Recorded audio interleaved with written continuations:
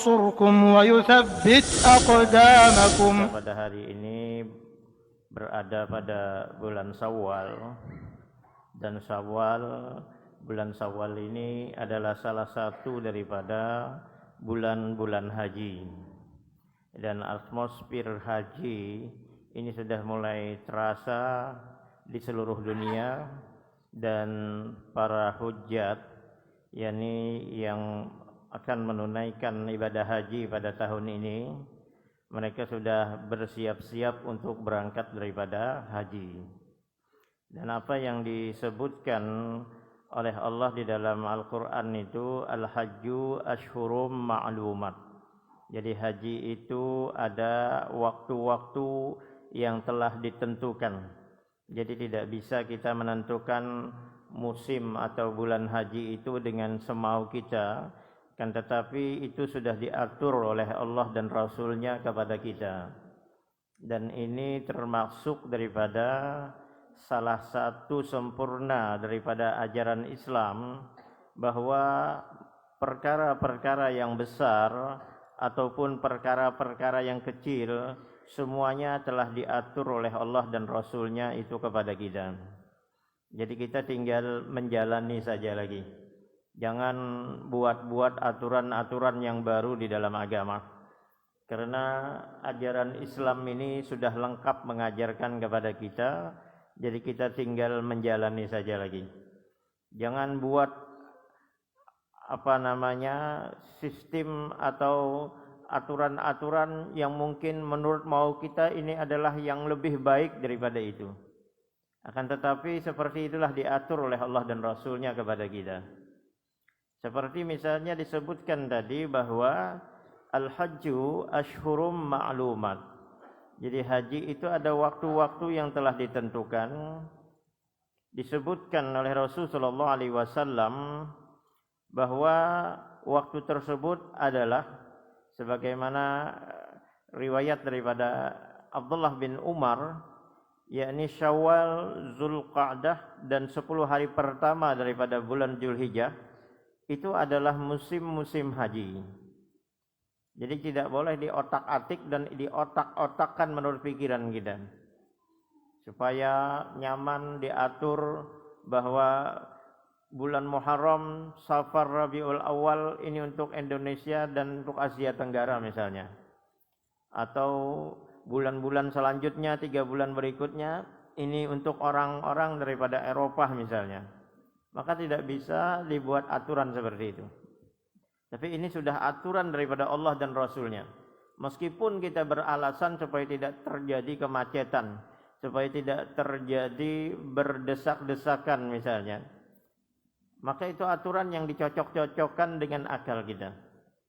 Karena agama itu adalah untuk orang yang berakal, dan tidak semua aturan yang di dalam agama ini cocok dengan akal kita. Jadi kita tinggal mentaati saja, sami'na wa ata'na. Insyaallah kita akan diberikan keberkahan daripada ibadah yang kita lakukan, meskipun mungkin ibadah yang kita lakukan ini kita merasa kurang sip atau kurang mantap, kecuali dengan apa yang kita atur dengan akal kita misalnya. Maka ini akan menjadikan ibadah kita itu menjadi rusak. Jadi tidak boleh kita kurangi, tidak boleh juga kita tambah-tambah aturan dalam aturan agama itu. Jadi ini yang dijelaskan di dalam aturan-aturan syariat. Kalau rami ya ibadah dan kayak itu jarang. Ditambah lagi kayak ini supaya rami orang. Tapi memang aturannya seperti itu. Jadi tidak bisa diotak-atik, tidak bisa kita buat dengan pola pikir kita, namun ini sudah datang daripada Allah dan Rasul-Nya kepada kita. Ibadah itu bukan rame-ramean. Ibadah itu adalah ikhlas sesuai dengan petunjuk yang diajarkan oleh Allah dan Rasul-Nya itu kepada kita. Jadi bukan kita buat supaya memancing orang banyak datang, kita lakukan ibadah dengan gaya seperti ini atau gaya seperti itu. Nah ini yang dijelaskan. Begitu juga ibadah haji, waktunya itu telah termaklum, yang disebutkan oleh Allah itu bahwa al-hajju ashhurum ma'lumat. Ada waktu-waktu yang sudah dimaklumi, yang memang ini datang daripada Allah, dan ini adalah dalil yang sangat kuat sekali. Kemudian dijelaskan Rasul Syawal, Zulqa'dah dan 10 hari pertama di bulan Zulhijjah itu adalah musim-musim haji. Dan tidak ada yang ragu bahwa ibadah haji itu adalah ibadah yang dirindukan oleh setiap kaum muslimin. Kalau kita misalnya Pak, kita berniat, aku jalan, kalau sehat berjalan, aku ke masjid kan aja. Ternyata sehat, maka sidin bisa saja pada saat itu waktu zuhur atau waktu asar ke masjid. Atau ada orang yang berniat, kena aku jalan, kalau nyaman awak, aku kena sholat malam. Hendak mana sholat malam ini, cuma kada terbangun-bangun. Maka berniat sungguh-sungguh, kemudian ternyata malam bangun, kemudian sidin sholat malam. Akan tetapi kalau haji, biar berniat haji, biar menyetor hendak, belum tentu bisa berangkat tahun ini. Karena antriannya banyak. Kenapa? Karena kaum muslimin, seluruh daripada kaum muslimin itu bersemangat untuk melakukan ibadah haji ini. Bahkan ada yang mematok harga untuk haji plus itu sampai 200 juta sampai lebih. Ada lagi haji furoda itu Pak, bayar langsung berangkat itu bisa 400, 300, 400 juta. Dan itu pun dirundung dengan rasa was-was Pak. Karena ada kasus haji furoda itu dipulangkan, padahal bayarnya sangat mahal. Ada lagi haji PIP, PPP apa itu? Itu sampai 900 juta. Nah, ini apa namanya? Meskipun dengan harga yang mahal, dipatok dengan harga yang mahal, mungkin penginapannya sangat dekat dengan apa namanya Masjidil Haram, atau ketika melontar jumrah, atau fasilitas di Mina mungkin PIP dengan dekat, diantar dengan mobil dan lain sebagainya. Meskipun mahal sekali, maka kaum muslimin itu banyak aja yang mendaftar Pak, karena semangat untuk melakukan ibadah haji. Jadi ini bahwa ibadah haji ini adalah dirindukan oleh kaum muslimin di seluruh dunia. Dan apa yang disebutkan oleh Allah di dalam Al-Quran itu, wa azim fin nasi fil hajj ya'tuka rijalan wa ala kulli dhamirin ya'tina min kulli fajjin amik. Dan seluruhlah manusia ketika Allah memerintahkan Nabi Ibrahim dan Nabi Ismail pada putranya itu ketika membangun kembali Ka'bah, maka Allah perintahkan kepada Nabi Ibrahim itu wa azim fin nasi fil hajj wa azim fin nasi bil hajj ya'tuka rijalan wa ala kulli dhamir ya'tina min kulli fajjin amik. Dan seluruhlah kata Allah manusia untuk mengerjakan ibadah haji. Niscaya mereka akan datang kepadamu dengan berjalan kaki atau mengendarai unta yang kurus. Mereka datang dari segenap penjuru yang jauh. Jadi penjuru dunia. Jadi Allah perintahkan Nabi Ibrahim untuk menyeru ketika membangun kembali Ka'bah. Makanya ujur orang bila hendak berangkat haji, aku kena panggilan Nabi Ibrahimnya. Maksudnya Allah yang memanggilnya untuk melakukan ibadah haji, dan Allah perintahkan Nabi Ibrahim untuk menyerunya. Jadi Nabi Ibrahim untuk menyerunya. Para ahli tafsir mengatakan ayat ini ditunjukkan kepada Nabi Ibrahim setelah selesai membangun Ka'bah. Dan pendapat ini berdasarkan hadis yang diriwayatkan oleh Ibnu Abbas. Dari Jubair bahwasanya ia berkata yang artinya tatkala Nabi Ibrahim alaihissalam selesai membangun Ka'bah, Allah memerintahkan kepadanya seluruh manusia untuk mengerjakan ibadah haji. Maka Nabi Ibrahim mengatakan, wahai Rabbku, apakah suaraku akan sampai kepada mereka? Maka Allah mengatakan, seluruh mereka aku akan menyampaikannya ke hati-hati mereka. Maka Nabi Ibrahim itu naik ke Jabal Abi Qubais, lalu mengucapkan dengan suara yang sangat keras, Jadi di dekat pesaian itu Nabi Ibrahim berdiri, kemudian Nabi Ibrahim mengatakan, wahai sekalian manusia, sesungguhnya Allah benar-benar telah memerintahkan kepadamu sekalian untuk mengunjungi daripada rumah ini, supaya Dia memberikan kepadamu surga dan melindungi kamu daripada azab neraka. Karena itu tunaikanlah olehmu ibadah haji. Jadi ini ibadah haji, ini ganjaran yang Allah berikan kepada orang yang mengerjakan daripada ibadah haji. Ini sangat mahal sekali, Pak. Bahwa Allah akan menghapuskan dosa besar dan Allah akan menghapuskan daripada dosa kecilnya. Dan apa yang disebutkan tadi, Allah menjanjikan surga.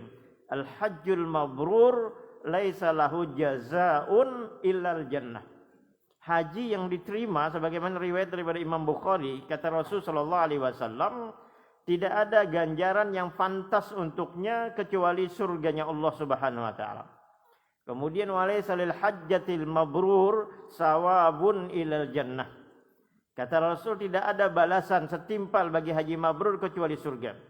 Ini berarti bahwasanya haji yang diterima itu akan menghapuskan dosa-dosa. Bahkan tidak hanya dosa kecil, para ulama lebih banyak berpendapat bahwasanya haji yang diterima itu akan menghapuskan dosa besar dan menghapuskan daripada dosa kecil.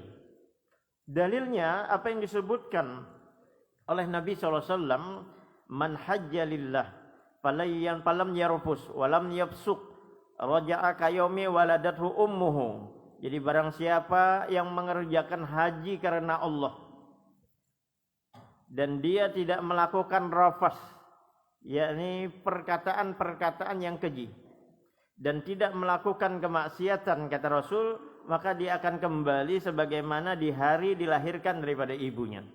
Berarti bayi ketika dilahirkan ibunya berarti tidak ada dosa. Dan ini sebagaimana riwayat daripada Imam Bukhari dan Imam Muslim, dan ini para ulama condong berpendapat bahwa haji yang mabrur yang diterima ini akan menghapuskan dosa besar dan akan menghapuskan dosa kecil. Dan dia akan kembali seperti tidak berdosa lagi. Dan ganjaran yang pantas bagi orang yang tidak berdosa, kata Nabi SAW, laisa lahu jazaa'un illal jannah. Tidak ada ganjaran yang pantas baginya kecuali surga.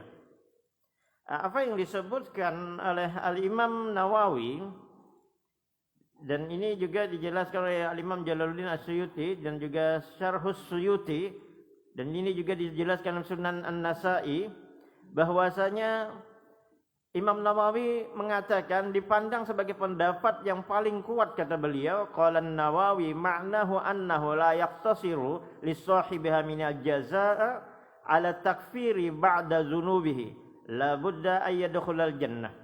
Menurut beliau bahwa tidak ada balasan bagi haji mabrur itu kecuali surga, adalah bahwa ganjaran bagi orang yang mengerjakan haji mabrur itu tidak hanya sebatas menghapuskan dosa-dosa kecil atau menghapuskan sebahagian dosa.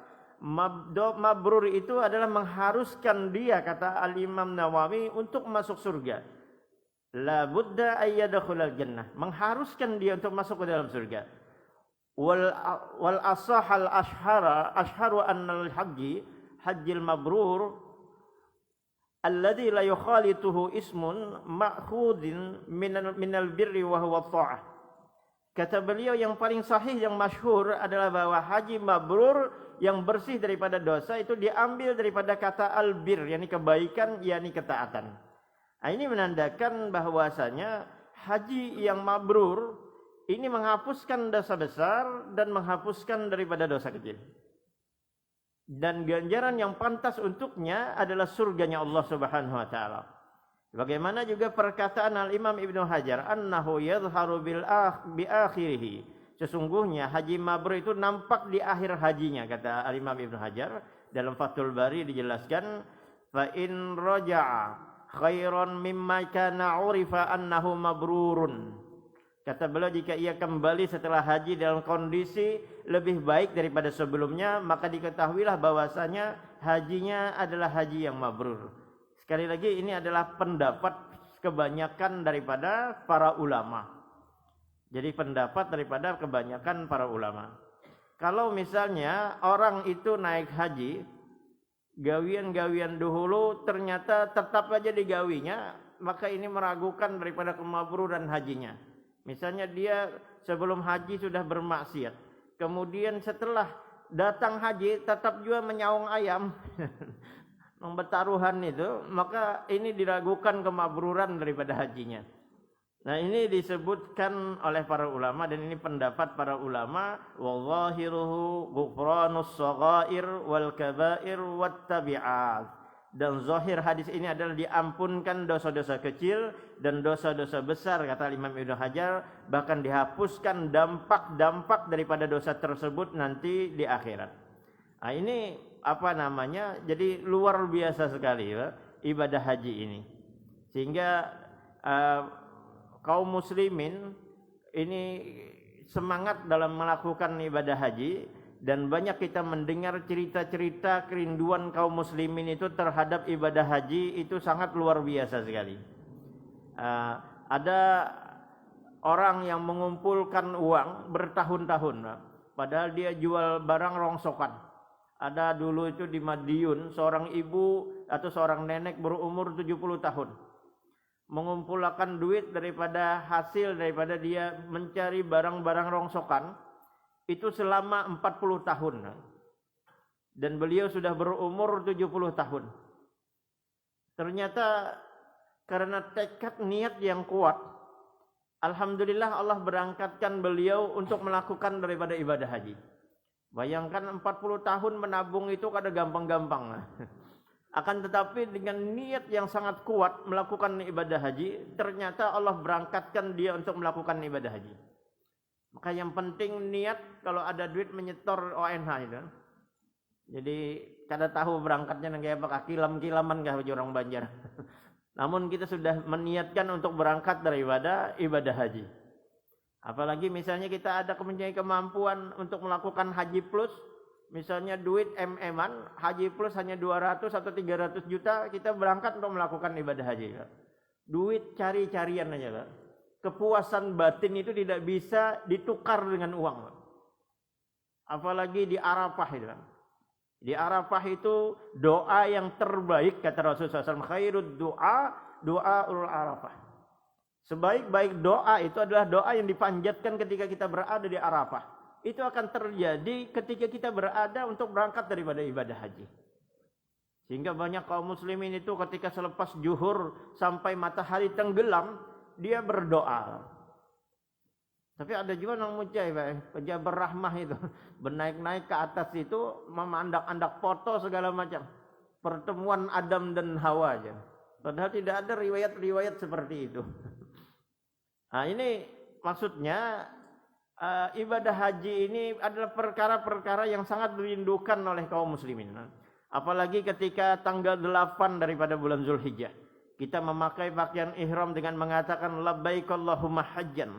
Kupenuhi panggilanmu wahai Allah untuk melakukan ibadah haji. Dari hotel penginapan kita berangkat, maka kita melihat bagaimana lautan manusia, dengan pakaian yang sama seperti pakaian kita, dengan pakaian ihram. Mereka berjalan, ada juga yang berkendaraan, ada juga naik bis seperti orang-orang Indonesia dan yang lainnya itu. Ini serentak mengucapkan labbaik Allahumma labbaik, labbaik la syarika laka labbaik. Kupenuhi panggilanmu wahai Allah dan tidak ada syirikat bagimu. Innal hamda wan ni'mata lak wal mulk la syarika lak. Jadi luar biasa, Pak. Kada ingat lagi di kampung, Pak. Jadi bagaimana luar biasanya suasana haji, Pak. Padahal uyuh, Pak. Tapi uyuh itu kada terasa dengan hati yang gembira itu, Pak. Jadi gembiranya bukan main melakukan daripada ibadah haji. Padahal kadang mengaruan guring, men. Apalagi ketika di Arafah lawas berdoa, kemudian waktu maghrib kita sholat maghrib dan sholat isya diantar lagi ke Muzdalifah, Pak. Ke Muzdalifah pulang antrian, Pak. Ada yang namanya melakukan ibadah haji banyak orangnya. Nah, kemudian ketika sampai di Muzdalifah, kadang sampainya bisa tengah malam karena masuk ke Muzdalifah itu sendiri itu antrian. Dan kita guring pun gak ada mengaruan guring di Muzdalifah itu. Pada pagi hari kita diangkut lagi ke Mina. Kemudian kita melontar jumrah Akabah. Dan di sana kita melontar 3 jumrah pada hari-hari tasyrik. Itu pun diperlukan kesabaran, kuat fisik, kuat mental seperti itu, Pak. Kuat fisik kita, maksudnya kita banyak berjalan, apalagi di terowongan itu, ketika hendak melontar itu berjalan itu kurang lebih 7 kilo. Kemudian pulangnya juga kurang lebih 7 kilo. Jadi 14 kilo kita berjalan. Kemudian juga belum lagi, mohon maaf, kadang hendak ke WC antriannya berapa antrian kita ada 5 lapis antrian hendak masuk ke WC. Maka diperlukan kesabaran untuk melakukan daripada perjalanan daripada ibadah haji. Sehingga diceritakan ada orang daripada Bosnia itu tahun 2011 itu ia berjalan kaki. Jadi berjalan kaki dari Bosnia itu ke Mekah itu kurang lebih 5.700 km. Jadi bisa dibayangkan, dan perjalanan yang ditempuh selama 314 hari. Jadi 314 hari. Jadi parak setahun lah. 360 hari kan setahun. Ini 314 hari dia berjalan dari Bosnia itu ke Mekah. Nah, kemudian tas yang dibawa, namanya itu Pak Senat namanya, tas yang dibawa itu beratnya 20 kilo kan. Tas ransel itu sekitar 20 kilo. Jadi bayangkan berjalan dengan menenteng tas besar itu, berjalan untuk melakukan ibadah haji. Perjalanan itu hampir perjalanan lamanya 1 tahun.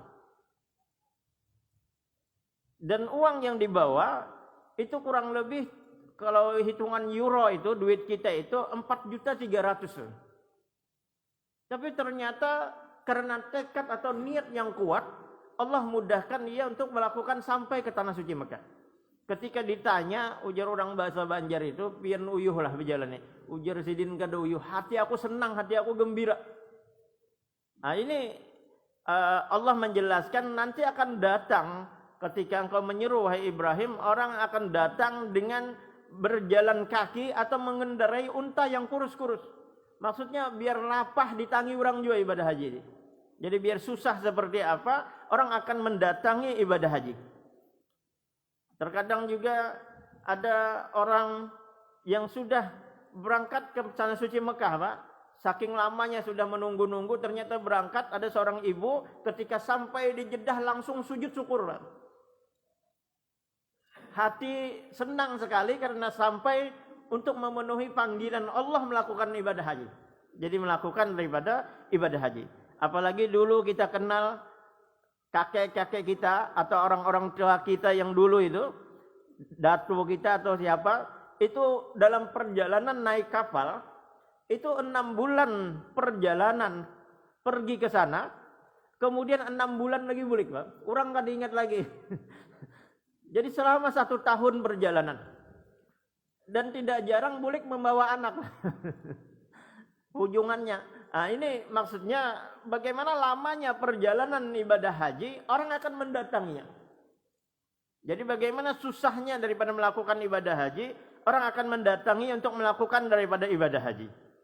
Jadi ini cerita dan semangat bagaimana kaum muslimin itu melakukan ibadah haji. Kan ada kisah, cuma kisah itu diambil daripada cerita yang nyata juga, Pak. Tukang bubur naik haji. Nah ini kan jangan lihat, Pak, jangan lihat isi kantong kita maksudnya. Kita berusaha, mungkin kita menyicil segala macam. Allah yang memberangkatkan haji. Banyak orang bisi duit tapi kan ada keinginan untuk naik haji. Ya.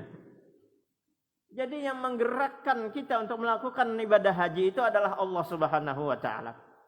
Nah, sebagaimana juga dijelaskan di dalam sebuah riwayat daripada Abdullah bin Umar, bunyal Islam ala khamsin. Jadi Islam itu dibangun atas 5 perkara. Syahadati alla ilaha illallah wa anna Muhammadan Rasulullah. Jadi bersyahadat tidak ada sesembahan kecuali Allah, Muhammad Rasulullah. Wa iqamis shalah, mendirikan salat. Wa itaiz zakah, dan mengeluarkan zakat. Wa shaum Ramadan, berpuasa pada bulan Ramadan. Wal haji man istata'a ilaihi sabila, dan mengerjakan haji bagi yang mampu untuk melakukannya.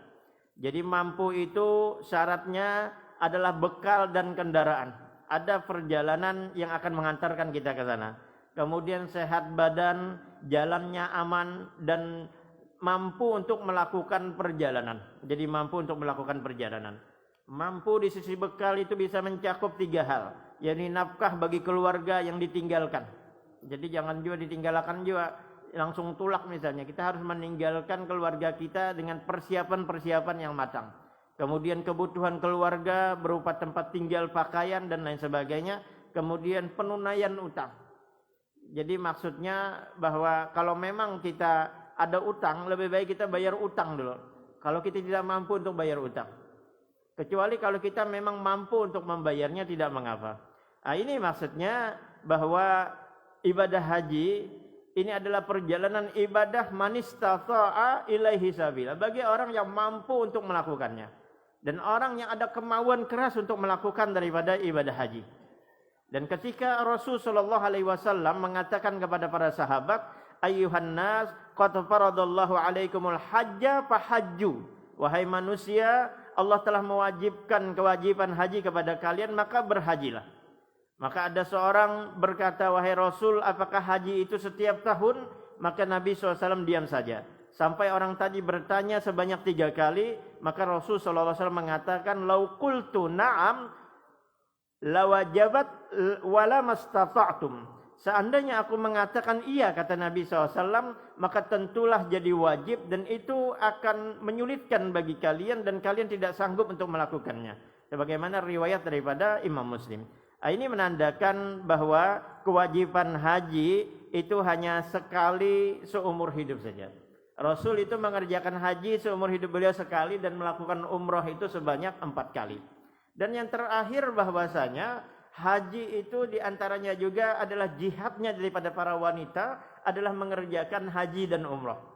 Bagaimana riwayat daripada Imam Bukhari, Ibunda Aisyah Ummul Mukminin ini pernah berkata kepada Rasul SAW, ya Rasulullah, nara jihadi abdalal amal. Wahai Rasul, para wanita melihat bahwasanya jihad merupakan amal terbaik. Apalah tujahidu? Apakah wanita itu juga berjihad, wahai Rasul?